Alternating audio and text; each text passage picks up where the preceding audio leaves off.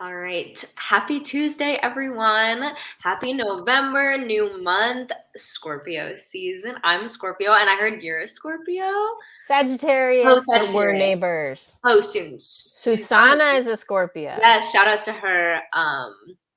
For being a Scorpio. But anyway, happy Tuesday. We are back with our Trending Tuesdays where we discuss all of the latest topics related to periods, women's health, and birth control. So, our topic tonight, as you can see from the title, is Birth Control 101. And essentially, what that means is we'll be going over frequently asked questions related to birth control. And hopefully, you have also asked some of these questions and we can clear some things up. I'm joined by the lovely Dr. Sophia Yen, as always, and she is a certified OBGYN, so she is here to answer Actually, not certified in adolescent medicine. adolescent medicine. And you're in board. Are you an OBGYN? I'm not. I'm actually a pediatrician with a board certification in adolescent medicine. I don't know how I got that wrong. I Anyway, purposely chose adolescent medicine because it lets me do outpatient GYN without having to deliver babies or do surgery. So for any pre-meds out there, adolescent medicine, if you like GYN and don't want to deliver babies and do surgery. I'm so glad you cleared that up because I know a lot of people actually who have that, who don't want to do the babies but want to do the big one. So that's awesome. Good to know. That actually kind of ties into what we're going to talk about. So, before we get started with the main questions, first of all, follow Pandia Health on all of our social media. It's just at Pandia Health. Pretty simple. We're on like all of the socials. So check us out and let's get into it. So, first question before we go into kind of the nitty gritty, I wanted you to just explain what birth control is, hormonal birth control versus just general contraception. If you could give a brief explanation, that would be perfect. All right. So contraception is just anything you use or do to prevent an unplanned pregnancy. So there are natural fertility awareness methods. There's the withdrawal method.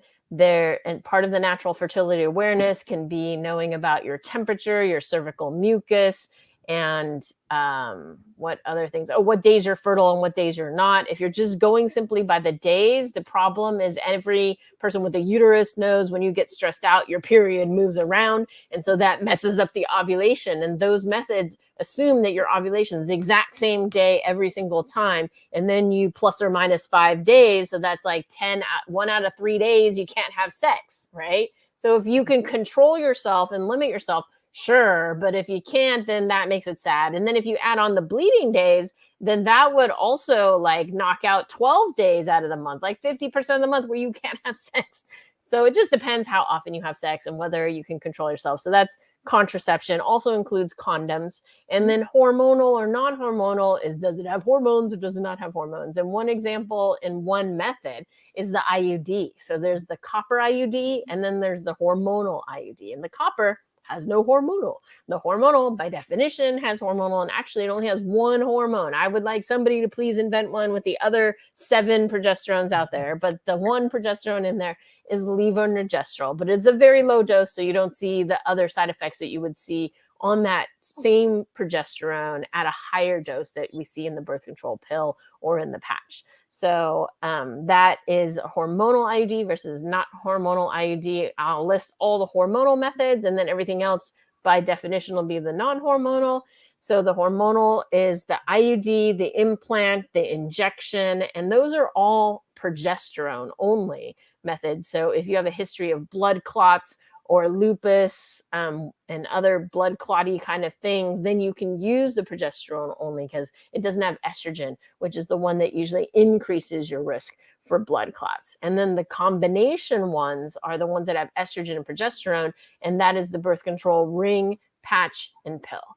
And I think that covered everything except for injection. The shot or Depo-Provera is also a progesterone-only method. In general, not a fan of it because it gives people the munchies, and 60% of the U.S. is overweight, obese, so it'll give you munchies. And but if you don't have the munchies, for the skinny people, it's not good for your bone density. So, but it's better than pregnant because the baby will suck off a ton of your calcium. The baby will make you gain a ton of weight.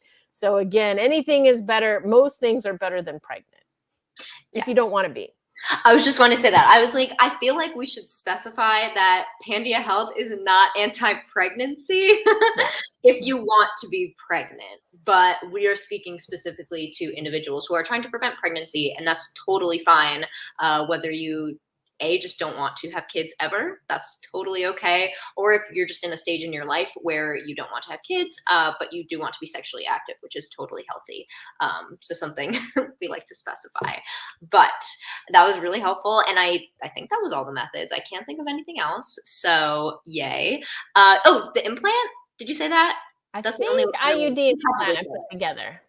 Yeah. Oh, yes, yes, yes. Okay, cool. So now that we've gotten all of the basics, let's go over some of the side effects. I know one of the questions that we got was, I'm nervous about taking birth control because I keep seeing all these side effects, and that's valid. I mean, I feel like when people write reviews of birth control online or on Facebook or wherever, it's always going to be the bad side effects. But you don't hear from 90% of the people who are just okay on birth control, like me. But if you could talk about the side effects that you may or may not experience, that would be great. Yeah. So there's the negative side effects, but then there's the positive side effects. So let's Hmm. start with the negatives. If you're new to birth control, the pill, the patch, the ring, you may notice some nausea or mainly nausea or like vomiting. But I'd say that if you follow our tips, go to YouTube and say, Google first time on birth control, Dr. Yen's tips. My tip is to avoid the nausea. Take it either with the largest meal of the day, which is for a lot of people is dinner, or right before you go to bed. And in my 20 plus years of prescribing birth control, I've only had 2 patients wake up with nausea with their birth control pills because you just take it and you go to bed. You don't have nauseous dreams, but you just won't have nausea because you'll be asleep if there is any nausea. And the nausea, most of the side effects go away after 3 months. So any method you try, please give it 3 months because your cycle is every single month and it just takes 3 months for your body to get used to what you're trying to, accomplish in this situation. Okay. But if you're vomiting, no, call your doctor within a week and be like, this is unacceptable. But if it's a mild kind of situation, then, try to give it 3 months if possible. So nausea is number one. One that is kind of controversial is weight gain. So the research shows if you have 100 women on the birth control pill, 100 women not on the birth control pill, the 100 women on the birth control pill actually weigh 1 pound less on average than this woman because these women not on the birth control pill are bloating up and bloating down and bloating up and bloating down. And so on average, weighing 1 pound more than the women over here on the birth control pill who are just like this, just smooth, stable hormones, not going up and down, up and down, and up and down, just smooth, stable. So on average and in group research, they've shown no weight gain between women on birth control and not on birth control pill, patch, or ring. Depo, totally different matter. Depo gives you the munchies.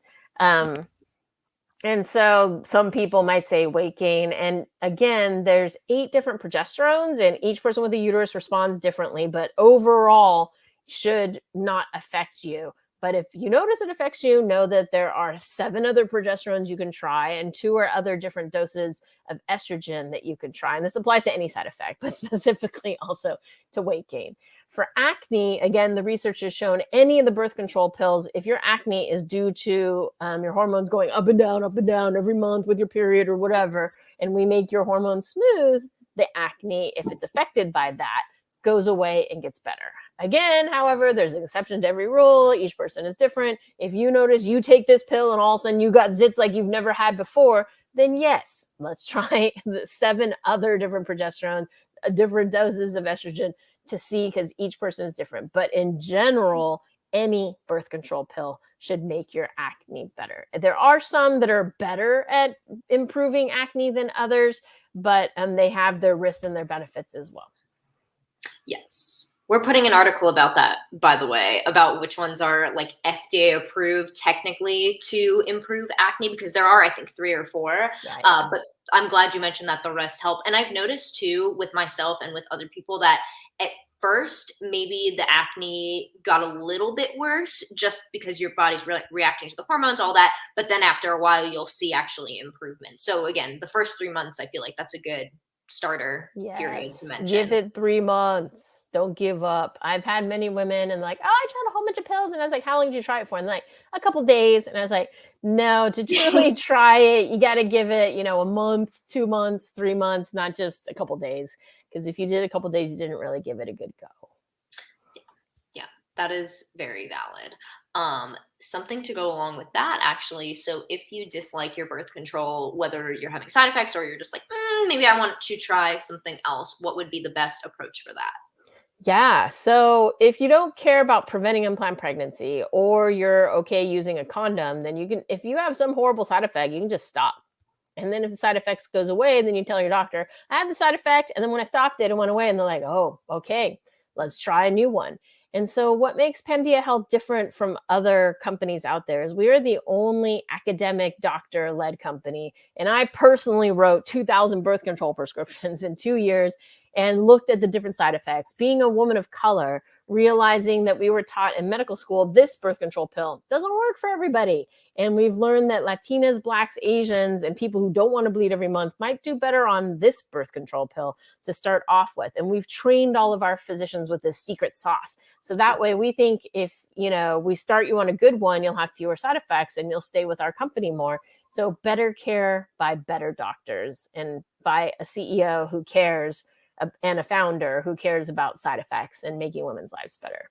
Mm-hmm. And just to kind of go off of that, if you live in a state where you can't get prescribed from Pandia Health, but you have to get it from your own doctor, I mean, that's like my situation. I'm from Connecticut. But first of all, you can still get the free delivery because we deliver to all 50 states. But also, you can consult your doctor. And we also have our PCAs who can kind of help out if you have questions like, do you have this birth control? Do you have this? And we offer pretty much all of the pills. I'm pretty sure. So if you have to switch, it's easy to have that transaction. You'll probably have someone get back to you within like 12 hours. So the customer service side of things is really good too, in addition to the doctor-led, just with my experience. So. We're also pushing birth control tourism. So if you happen to be in a state that we don't serve, we currently serve 13 states in the United States, which serves 50% of the population. So if you're happening to go through SFO, LAX, if you're going to Austin, San Antonio, any of the Disneys, if you're going to Colorado for skiing or Chicago or Pennsylvania, then when you're there, you can fill out the questionnaire, give us a self-reported blood pressure and pay $20. And then our doctor can write the prescription when we're physically in that state, and then we can ship to all 50 states for the next year. So that's one way to get our birth control specialty help if you happen to be going there for the holidays or vacation or a bachelorette party, etc. Yeah, I love that, the tourism, because it's true. You can need birth control anywhere. So I really like that we do that. I think that's really also super unique. I like that term too. We are coining lots of terms. So next question, super important because we're forgetful human beings. If you are on the pill specifically and you forget to take it for a day or two, what is the best approach? And also, say you forget to take it and you have unprotected sex, what is kind of the next step you should take for that? Two-part question. Yes. So if you forget one day, that's okay, but you can't keep forgetting one day in a row for several days in a row. So if you forget one day, a cycle, you're okay. Just take it as soon as you remember it. Or if you're like, oh, it's Tuesday and I didn't take Monday, then just take both at the same time. If you miss 2 pills, you can take 2 pills today and 2 pills tomorrow. If you took 3 pills at once, that'd just be too much hormone. Some people, if you're really anal retentive, if you miss 2 pills, you could use some emergency contraception if you had sex within the past 3 to 5 days, just to cover any sperm that's around or any kind of potential escape ovulation that kind of happens from you missing 2 days. But the strict guidelines are 3 pills. If you miss 3 pills, game's up. You're going to bleed because you dropped the hormone level. And you do need to use a backup method for the next 5 days or a week just to be, absolutely safe. If you had sex in the past 3 to 5 days, you want to run and get some emergency contraception. We at Pandia Health, when we write our birth control prescriptions, are always like, you want some emergency contraception with that? We want you to think about emergency contraception like a fire extinguisher, just sitting in the corner in case of an emergency versus, I need it. Where's the pharmacy? Is the pharmacy open? Is my insurance covered? But will the pharmacist let me have it? Are there problems? Deal with that when you're calm and you don't have an emergency situation. Don't bring your stress level up to another level. And when we write the emergency contraception, we always say, give the one with the farthest expiration date so that it can sit there for 2 years. And if your doctor writes it under the Affordable Care Act, if you have insurance, no copay, no deductible, aka free.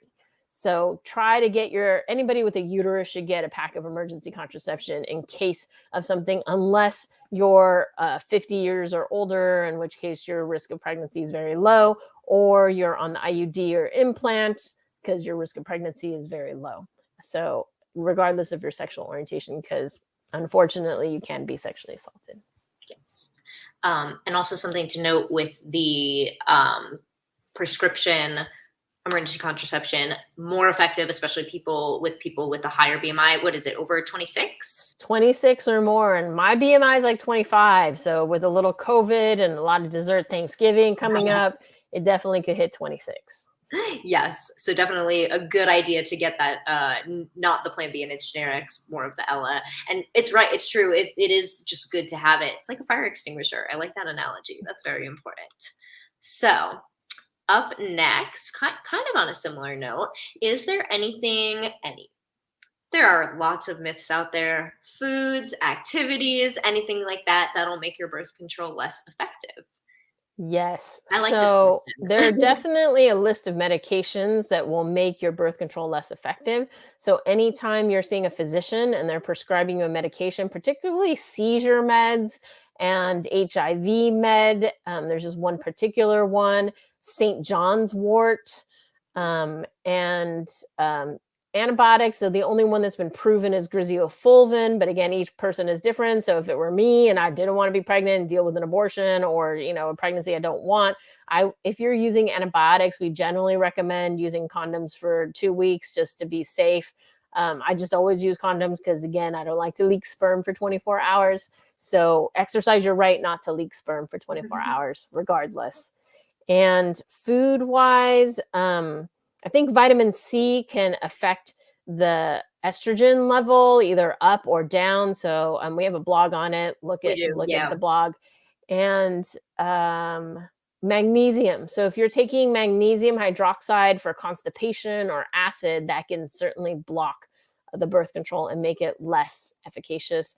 And then anecdotally, I believe Sudafed and like ADHD meds, anything amphetamine, like sometimes revs up people's hormones in their liver. So then you'll chew through the birth control faster than usual. So again, just maybe use backup if you're using any of those drugs. And like, sometimes you don't know something has pseudoephedrine in it, such as NyQuil or anything that stops runny nose during this cold season. So just check the ingredients. Yes, no, definitely important. And if you are on any of those medications, it's okay to still take birth control, correct? It's okay to take both at the same time unless otherwise advised. Yeah, I would check the list because there's some where like we have patients that are on, I believe, lamotrigine or something. And it depends if you're using it for seizures, then the birth control can decrease that level and then you have a seizure. So no, you don't want to do that. Wow. But if you're using it for like stress or anxiety, or if you tell the seizure doctor that you're going to use it, then they can look at the level and up it, not the birth control, but the lamotrigine, to adjust to the situation. Or we've had another one, I think topiramate or something that interacts with the birth control and eats it up. So then we'll bump up the estrogen level or something like that. So it's just important that both doctors, the one prescribing birth control and seizure med or ADHD med or whatever, is aware of all the meds that you're on. Because a lot of people, what meds are you on? You forget to mention your birth control. Mm-hmm. I literally had that experience the other day. I was like, okay, put this. And then I was like, wait, hormonal. Yeah. Birth control. And I was going to say, having that communication is definitely really important. And it's not something to be embarrassed about either. Like, it's just something you should mention. It's your health. And you can think of it like any other medication for sure. So last question, also a really good one. Someone asked, is there a good time to start specifically the birth control pill or the ring or one where you're kind of switching it out? Is there a good time to start it? Beginning of your period, end of your period, randomly? What would you recommend for that? I'd say that different physicians have, different opinions. However, when it was first made, we told everybody to start your birth control on Sunday, just because it was a good way to remember it. But also, they assumed that way when you had your withdrawal bleed, you would bleed Monday through Friday, and then people only had sex on weekends. But as we know, people have sex every day, all the time, anytime, and that's totally fine and that's totally good. So that was the main reason for Sunday start. And it might be nice because then you always start a new pack on Sunday, but why not start a new pack on Monday? Or they have stickers in the pack that whatever day you start, you can, check that as your first day for your pack, whatever. So you can start it whenever you want. However, I personally think that if you start it, and this is where I get to use my little uterus, when your uterus is at different thicknesses, depending on where you are in your cycle, and you throw down some hormones, then you're going to have breakthrough bleeding, I think. But if you let the uterus clean out so that it's thin, meaning all the blood has come out the end of your period, and start your birth control then I think you're going to have fewer breakthrough bleeding. But I don't know if the research has gone there or if it's that, strong, the evidence. But if it were me, my daughter, my friend, my patient, we generally recommend starting on the last day of your period. And then after that, don't always wait for the period to end to start. Just take the pills according to the dates. Because a lot of people mess that part up. It's okay to take it when you're still bleeding, right? Yes. It doesn't matter. Okay. Yeah. Exactly. No, that makes sense. And that's valid because, yeah, your period sometimes is irregular. You don't know when it's going to end, but it's better to just follow the pack, I've found, because otherwise it's just. Otherwise, you're risking pregnancy because you've messed up how many days off. You never want to be on the sugar pills more than 7 days. And actually, the new packs only have 4 days of sugar pills. The best. Yeah. Or 0 if you decide to go periods optional. That was going to be my last thing that I wanted to ask. So this wasn't a question, but I just wanted to talk a little bit about it. Pandia Health is all about making your periods optional, because if you are on birth control and you still bleed, then you're technically choosing to do so because it's definitely safe and healthy to skip your period. And I think a lot of people, I was even talking to someone the other day in her 30s, and she was talking about her period and how she was on birth control, and I asked her why she didn't skip it. And she was like, because it's unsafe. It's like, it's actually not. So if you wanted to mention quickly, just very briefly, why it isn't unsafe and how you should go about it. So if you're on the birth control pill patch ring, the original founders of the pill were 3 guys. One was a devout Catholic OB-GYN. 2 were PhDs. And the Catholic was like, hey, I can get this through the Catholic Church. If we make periods regular, then people can abstain from sex during the fertile time. So we're going to make the bleed at the exact same time, and we're going to make women bleed every single month. The 2 PhDs were like, why are you making women bleed every month? It could be every 3 months. It could be every 6 months. It could be never. And certainly I think if somebody with a uterus had been on the team, we would have been like, let women decide, or no bleed, please, But because Dr. John Rock won that battle, every method since has had this artificial bleed, because the way pills work, or the patch or the ring, is they keep your hormone up for 3 weeks. And then that week off on sugar pill or without a patch or without the ring, the hormones drop. And that's a withdrawal bleed. That's not your normal period building up, like I like to say, to a level 10 thickness to catch an embryo, but it's just like a 2 or 3.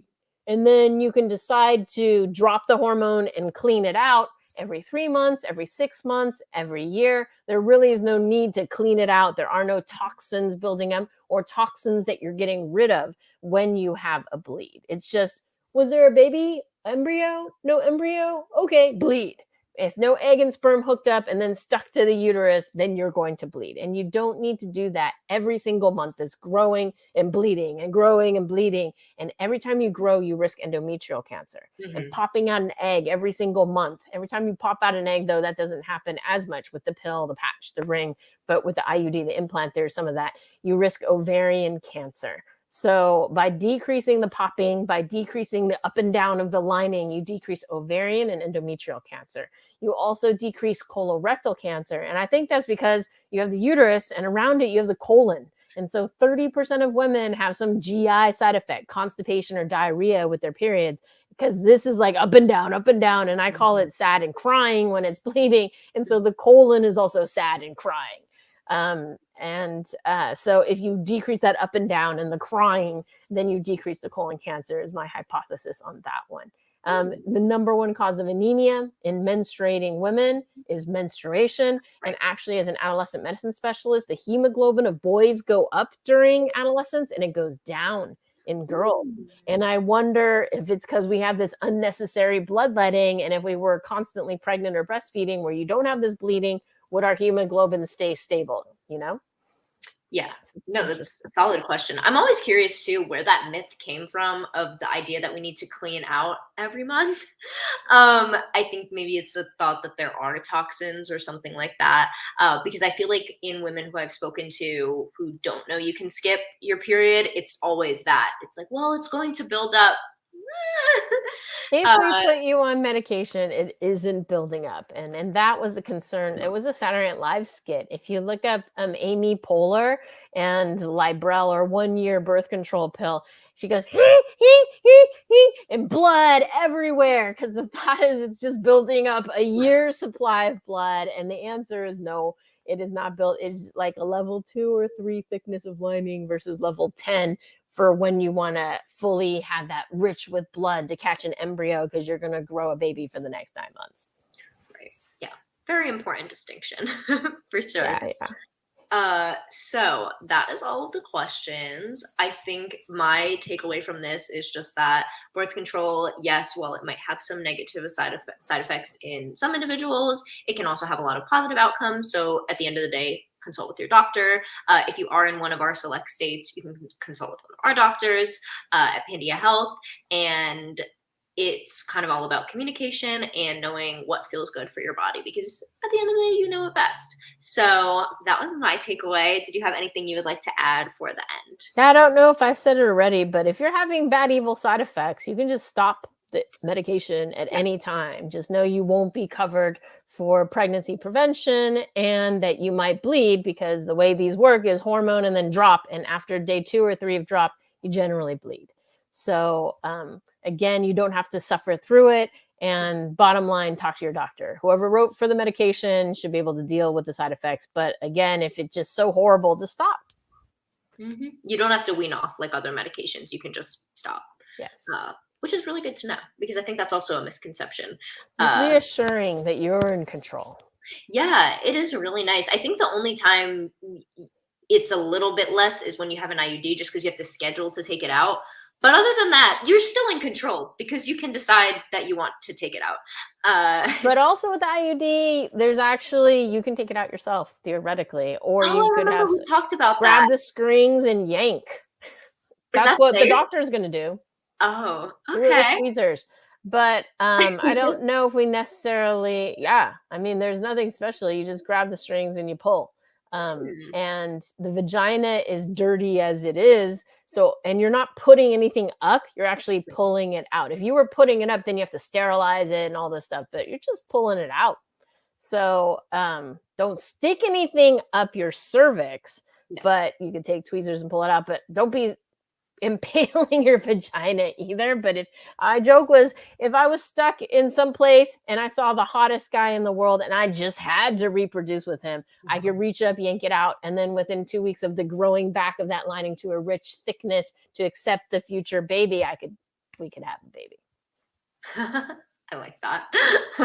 That is kind of scary, but good to know that you can take that out. So at the end of the day, you have a lot more control than I think people think we do.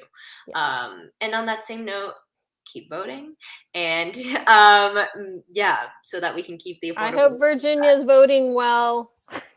Yes, I think so. We'll see. But the polls are closing now, right? Yes, it's happening today. Very exciting. So if you haven't voted yet, not too late. The polls haven't closed yet. But anyway, thank you all so much for watching. If you watch this at a later date and you have questions, feel free to leave them in the comments. We'll have someone get back to you as soon as possible. Don't forget to follow us on social media. Thank you so much, Dr. Yan, for hosting with me. We have another special live happening on TikTok next Wednesday featuring Dr. Lincoln. She has a viral TikTok and an amazing book. So I love her book. It's a book I would have written if I had got it together to write a book. yes. And we will talk more about that next week. So have a wonderful evening, stay warm, and we will see you all soon.